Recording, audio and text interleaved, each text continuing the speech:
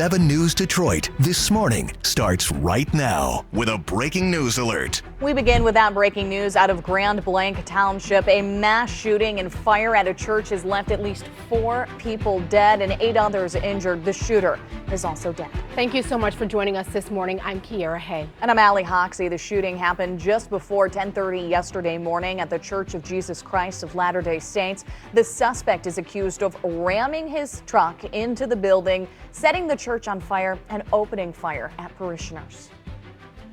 It makes no sense. It never will make sense why this kind of thing happens.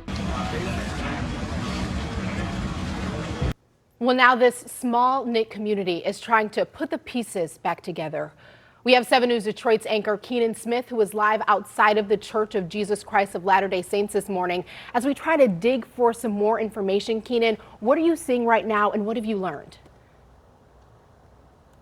Well, the scene behind me has been busy through the overnight hours and this morning. I'd like to step aside and allow you to see what I can see from here, which sadly is just some slivers of the chars of that building there where this tragedy took place. Also, we can see the blue truck that is certainly going to be the subject of a lot of questions and focal point of this investigation this morning. That blue truck adorned with flags is the truck that investigators say Thomas Jacob Sanford used to ram the truck, then got out and then opened fire on the people inside that church and then set fire to the building. Now, we've been here through a good portion of the night, and we saw investigators and fire crews coming and going throughout the night. We also saw fire crews here with a couple of trucks departing at about 3:30 this morning, roughly 17 hours after the tragedy began unfolding. We also saw an ambulance arrive on scene this morning and then depart a short time later. No lights, no sirens. Investigators say they are still searching for victims in what remains of the Church of Jesus Christ of Latter-day Saints here. They do say that there are some people unaccounted for, but at this point they are not saying how many are still missing. So here's what we know so far. Police say around 10:30 yesterday morning, the suspect, 40-year-old Thomas Jacob Sanford from Burton, rammed his truck into the building, got out, and opened fire. Investigators say he also used an accelerant, possibly gasoline, to set the church on fire. Suspected explosive devices were also found in his truck, but investigators at this point say they're not sure if those devices were actually used in the attack. The FBI is leading the investigation at this point. Now, this morning, as I mentioned, we did see that truck as it was pulled from the side of the church. You can see the front end damage there where the truck collided with the building. And now to the human toll. We know 4 people were killed. 2 of them, we're told, were shot. 2 others were found in the charred debris of the church, but at this point their cause of death has not yet been determined. 8 others were wounded in the attack, and 1, we're told, is in critical condition this morning. Sunday, Grand Blanc Police Chief William Rainey thanked first responders and churchgoers for their heroism, saying that they prevented even more violence. They were shielding the children who are also present within the church, moving them to safety. Just hundreds of people just practicing their faith. Just extreme courage, brave, and that's the type of community that we are.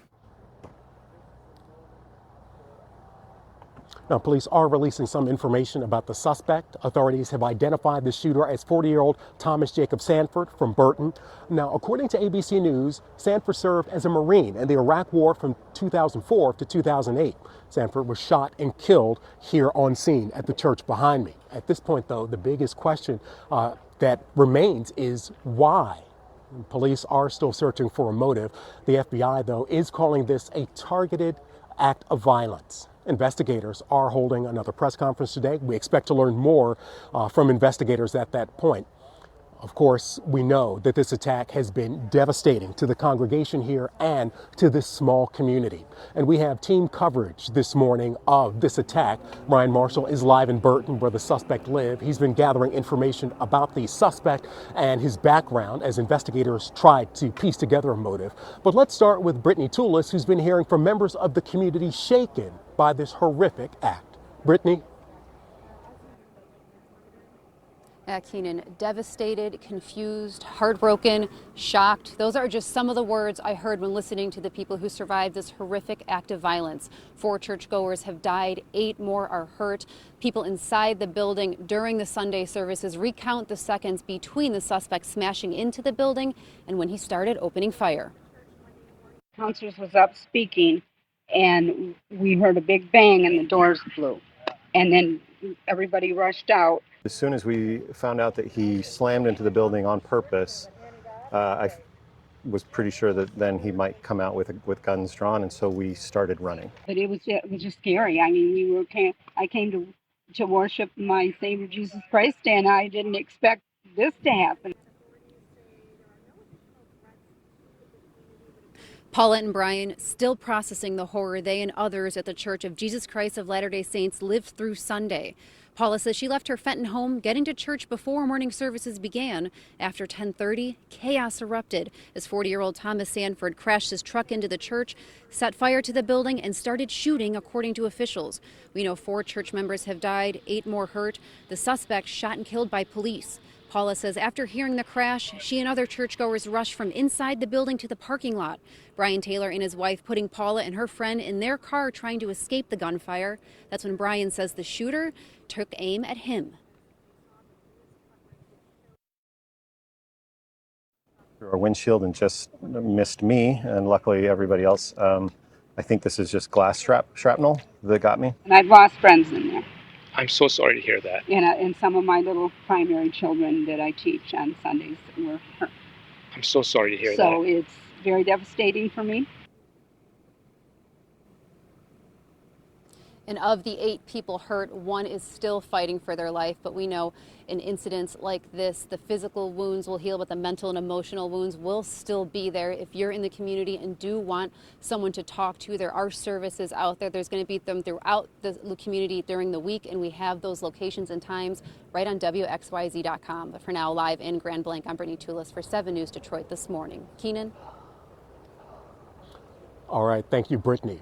Now, the suspect in the shooting, 40-year-old Thomas Jacob Sanford, is from Burton, about 8 miles or so away from here. He was killed by police during this attack. And the focus of this investigation is shifting to learning more about Sanford and why he would commit such a horrific act. Law enforcement officers were seen searching his home in Burton for hours yesterday. And that's where we find 7 News Detroit reporter Ryan Marshall this morning. And Ryan, what do we know about the suspect in this case and his background? Well, not much this morning. Good morning to you. Good morning, everybody out there. We do know that state and federal authorities raided his home on the other side of this wooded area. We're in an empty church parking lot right now because it's a little bit safer out here. Very dark area, but certainly they raided his home yesterday, and they believe he is certainly responsible for that horrible attack on that church in Grand Blanc Township. As we rolled a video, authorities, they have identified him as 40-year-old Burton resident Thomas Jacob Sanford.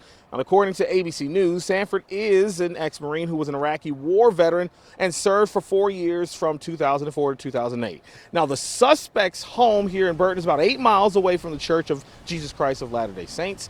The Michigan State Police bomb squad initially sat outside of his home for several hours before they entered. And then after that, after the bomb squad left, investigators then went inside to search for evidence and a possible motive. Now, the FBI confirmed there were suspected explosive devices found at the church, so it's not a stretch to assume authorities were here looking for more of the same explosive devices inside of his home. And 7 News Detroit talked to neighbors about the man Sanford.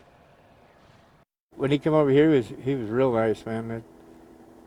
He's my best neighbor I ever had, I think, in a long time, but I don't know what happened to him and why he done it. He was a good guy. I mean, he was friendly as heck. He'd come over here and ask you, want me to do your plow out the driveway? And I said, yeah, heck yeah. Oh, if it's really bad, because, you know, you watch on TV all the time, shit like it happening, it happens here, you know. It's like, wow, it's getting close to home. Don't know the suspect, but I just was speaking with somebody in the church parking lot back over here that is a really good friend of his.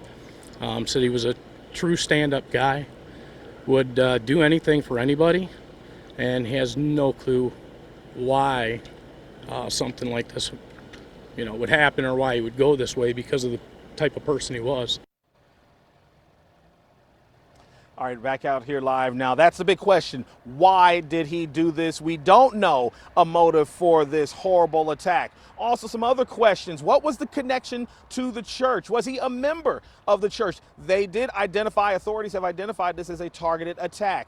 Also, did he act alone, or was there anybody else assisting him throughout this? Hopefully we can get those answers in the near future, but in the meantime, the FBI is leading this investigation. They say if you have any information, you are urged to call 1-800-CALL-FBI, or you can visit online at tips.fbi.gov. We're here live in Burton. I'm Ryan Marshall for 7 News Detroit This Morning.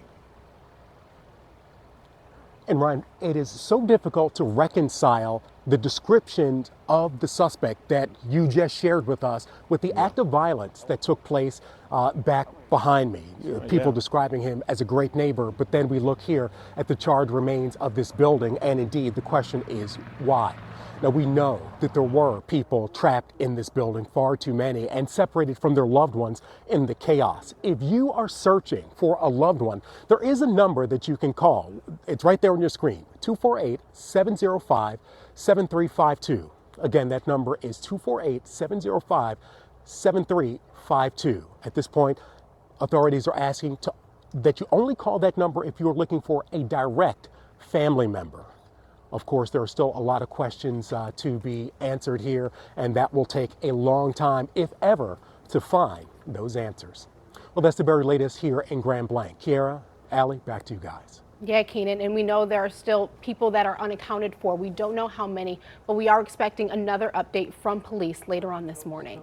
Yeah, Keenan, thank you so much. Absolutely devastated for those impacted. And there are still so many questions, as Keenan said, about this tragedy, and we are working to learn more. Stick with us here on air and on our website, WXYZ.com, as we get